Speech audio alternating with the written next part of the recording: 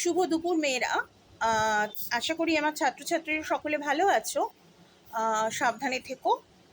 আর আমি আজকে নবম শ্রেণীর সাহিত্য সঞ্চয়ন বইটা বাংলা প্রথম ভাষার বেছে নিয়েছি।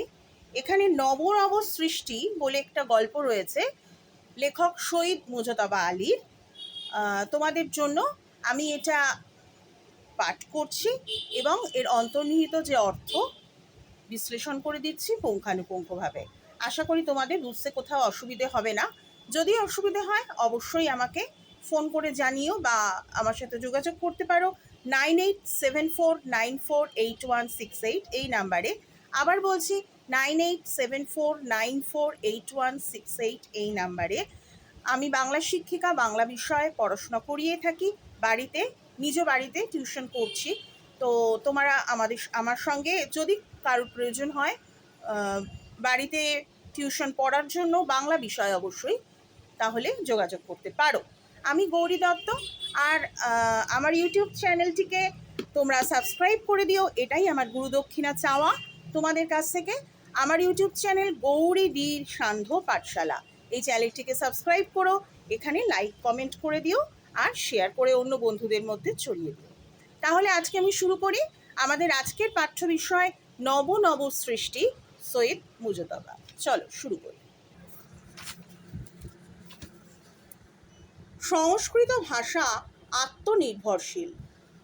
কোনো নূতন চিন্তা, অনুভূতি কিংবা বস্তুর জন্য নবীন শব্দের প্রয়োজন হলে সংস্কৃত ধার করার কথা না ভেবে আপন ভাণ্ডারে অনুসন্ধান করে।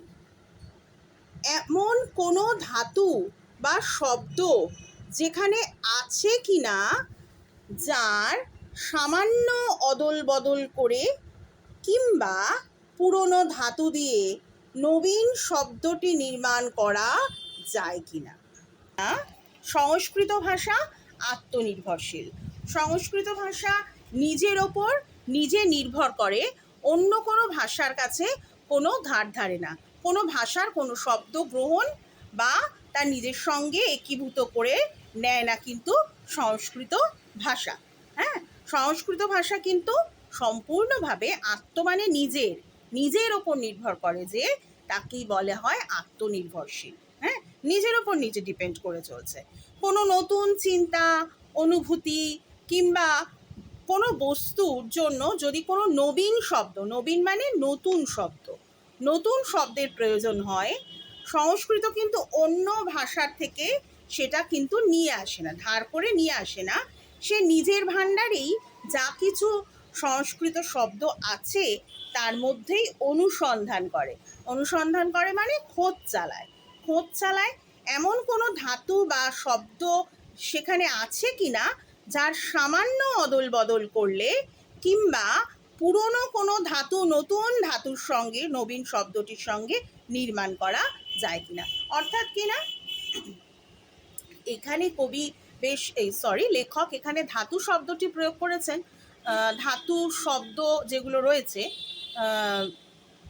ধাতু শব্দ সংস্কৃত শব্দের মধ্যে ধাতুরূপ শব্দরূপ, সেইগুলো থেকে যেগুলো রয়েছে অলরেডি সংস্কৃত ভাষায়, সেগুলোর কিছু অদল বদল ঘটিয়ে সেই শব্দে প্রয়োগ করা যায় কিনা, বা নতুন কোনো ধাতুরূপ বা শব্দরূপ নিয়ে এসে নতুন শব্দ নির্মাণ করা যায় কিনা, সেটা কিন্তু সংস্কৃতের সম্পূর্ণ নিজস্ব শব্দ ভাণ্ডারে থাকলে তবেই কিন্তু সংস্কৃত ভাষা সেই শব্দটাই গ্রহণ করে, অনুসন্ধান করে, খোঁজ চালায় আর গ্রহণ করে।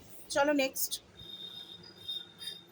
তার অর্থ অবশ্য এ নয় যে সংস্কৃত কোশমিনকালেও বিদেশি কোনো শব্দ গ্রহণ করেনি, নিয়েছে, কিন্তু তার পরিমাণ এতই মুষ্টিমেয় যে সংস্কৃতকে স্বয়ংসম্পূর্ণ ভাষা বলাতে কারো কোনো আপত্তি থাকার কথা নয়। এই যে কোশমিন কালে কখনো কদাচিৎ নেয়নি সেটা অবশ্য নয়। লেখক বলছেন হয়তো কোশমিন কালে কোনো বিদেশি শব্দ গ্রহণ করেনি তা না, কিন্তু সেটা এতই মুষ্টিমেয়, মানে তার নেওয়ার সংখ্যাটা এতটাই কম যে সংস্কৃত ভাষাকে স্বয়ং সম্পূর্ণ ভাষা বলাতে কারুর কোনো আপত্তি থাকার কথা নয়। নেক্সট চলো। প্রাচীন যুগের সব ভাষাই তাই।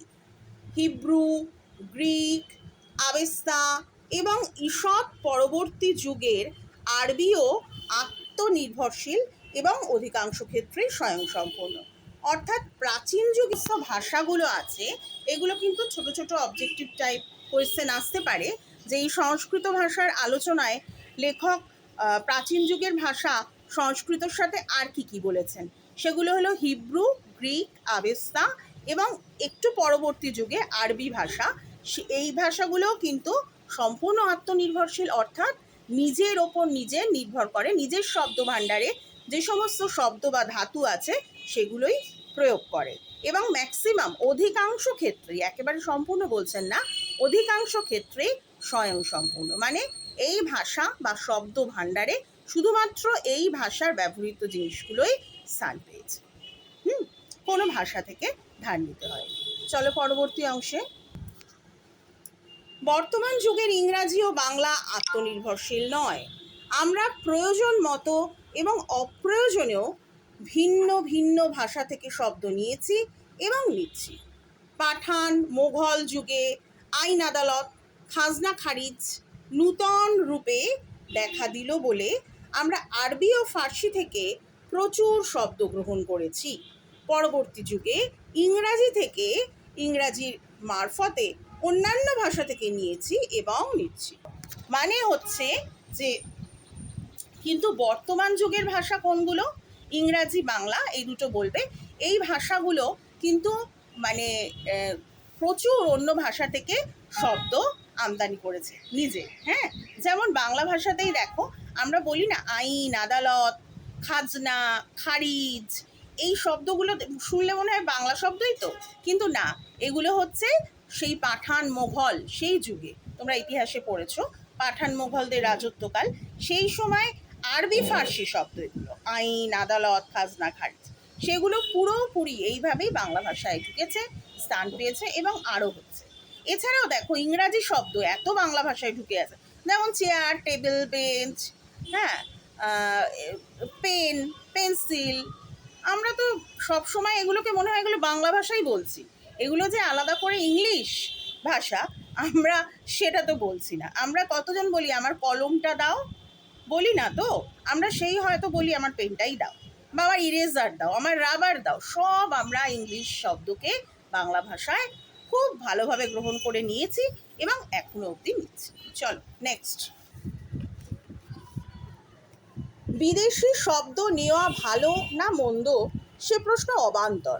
নিয়েছি এবং এখনো সজ্ঞানে আপন খুশিতে নিচ্ছি এবং শিক্ষার মাধ্যম রূপে ইংরাজিকে বর্জন করে বাংলা নেওয়ার পর যে আরও প্রচুর ইউরোপীয় শব্দ আমাদের ভাষায় ঢুকবে সে সম্বন্ধেও কারো কোনো সন্দেহ নেই।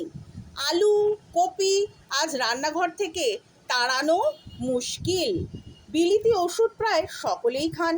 ভবিষ্যতে আরও নূতন নূতন ওষুধ খাবেন বলেই মনে হয়।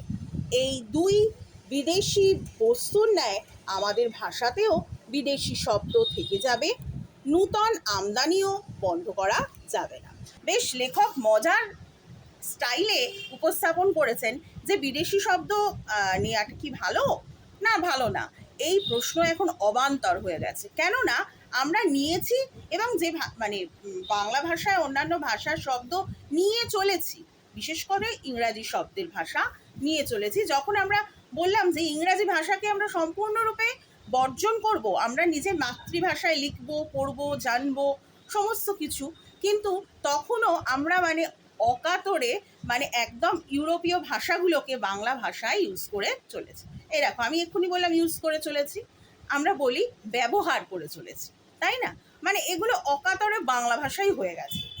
আমরা এখনও ধরো কোনো কারুর গায়ে আঘাত লাগলো বা আমার দ্বারা কারুর কিছু ক্ষতি হলো বা পায়ে পা লেগে গেল, ধরো ছোট মানুষেরও, বড়দের তো অবশ্যই প্রণাম করা উচিত, আমরা সরি বলি বা থ্যাংক ইউ বলি কারোর কাছ থেকে কিছু পেলে।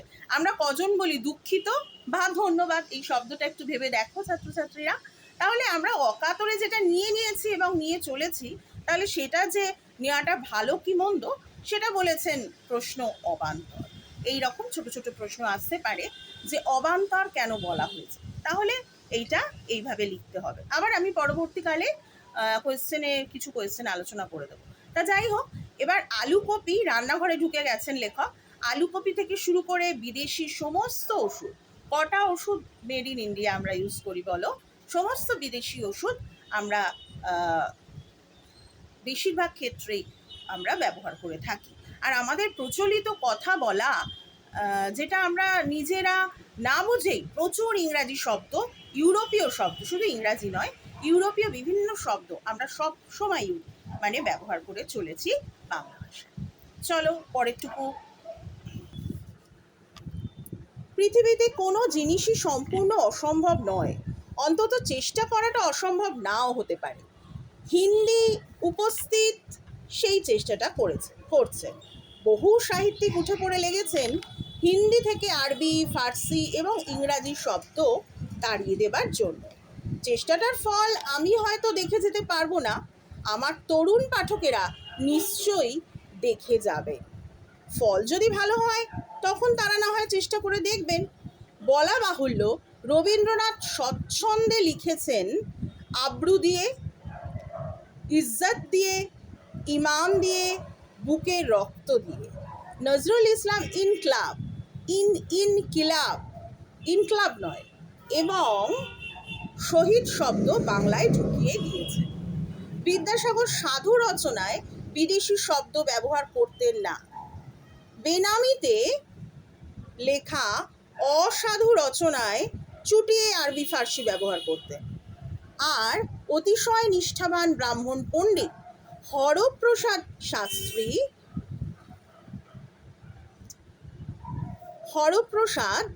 আরবি ফার্সি শব্দের বিরুদ্ধে জিহাদ ঘোষণা করা আহাম্মকি বলে মনে করতেন। আলাল ও হুতুম এর ভাষা বিশেষ উদ্দেশ্য নির্মিত হয়েছিল।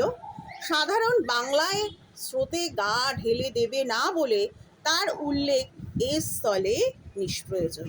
এবং হিন্দির বঙ্কিম স্বয়ং প্রেমচন্দ্র হিন্দিতে বিস্তর আরবি ফার্সি ব্যবহার করেছেন। এটা একটু আলোচনা করে দিই। এটা হচ্ছে পৃথিবীতে কোনো জিনিসই একদম অসম্ভব তা নয়। আমি যদি ইচ্ছা করি, চেষ্টা করি, তাহলে আমি কিন্তু করতে পারি সেইটা। সেই রকম এখন অনেকে চেষ্টা করছেন। যেমন হিন্দিতে বহু লেখক কবি আছেন, যারা বহু সাহিত্যিক উঠে পড়ে লেগেছেন, যারা চেষ্টা করছেন হিন্দি থেকে আরবি, ফার্সি, ইংরাজি শব্দ তাড়িয়ে দেবার জন্য। চেষ্টাটার ফল লেখক সৈয়দ মুজতবা আলী বলছেন তার জীবনকালে হয়তো দেখে যেতে পারবেন না, কিন্তু তার লেখা যারা পাঠ করছেন, তারা যারা তরুণ প্রজন্ম, অর্থাৎ তোমরা হয়তো দেখে যেতে পারবে, এরকম লেখক আশা রেখেছেন। এবার ফল যদি ভালো হয় তারা না হয় চেষ্টা করে দেখবেন। কিছু উদাহরণ দিয়েছেন বড় বড় মানুষের, যেমন রবীন্দ্রনাথ খুব স্বচ্ছন্দে বাংলা ভাষার মধ্যে আব্রু, ইজ্জত, ইমান, বুকের রক্ত এই সমস্ত ব্যবহার করেছেন। নজরুল ইসলাম ইনক্লাব নয়, কিন্তু এটা কিন্তু খুব শহীদ এই সমস্ত শব্দ নিশ্চিন্তে বাংলা ভাষায় ঢুকিয়ে গিয়েছেন। বিদ্যাসাগর যখন সাধু রচনা লিখতেন, সাধু ভাষায় লিখতেন রচনা, তখন কিন্তু বিদেশি শব্দ ব্যবহার করতেন না। কিন্তু যখন বিদ্যাসাগর এই লেখকের পরিচিতিতে না লিখতেন, অর্থাৎ নিজের নামে না লিখতেন, বেনামিতে, তখন কিন্তু আরবি ফার্সি শব্দের বিরুদ্ধে জিহাদ ঘোষণা করা আহাম্মকি বলে মনে করতেন। শব্দের মধ্যে তিনি তার লেখার মধ্যে আরবি ফার্সি শব্দের প্রয়োগ করতেন। আর আলাল আর হুতুমের নকশা, এই ভাষাটা কিন্তু একটা বিশেষ উদ্দেশ্যে নির্মিত হয়েছিল। সেটা তোমাদের পরে আলোচনা করে দেবো আমি কখনো ক্লাসে, আলাল আর হুতুম। তা এটা একটা অন্য ব্যঙ্গ, কোনো সমাজের কিছু জিনিসকে ব্যঙ্গের ছলে বলার উদ্দেশ্যে রচনা হয়েছিল। আর সাধারণ বাংলা যে স্রোত, তাতে গা ঢেলে দেবে না, তার উল্লেখও এই জায়গায় নিষ্প্রয়োজন ছিল। আর হিন্দিতে যে বঙ্কিমচন্দ্র চট্টোপাধ্যায় বলা হয়, হিন্দিতে যাকে আমাদের বঙ্কিমচন্দ্র চট্টোপাধ্যায় বলছে না, হিন্দির বঙ্কিম যাকে বলা হয়, মুন্সী প্রেমচন্দ্র,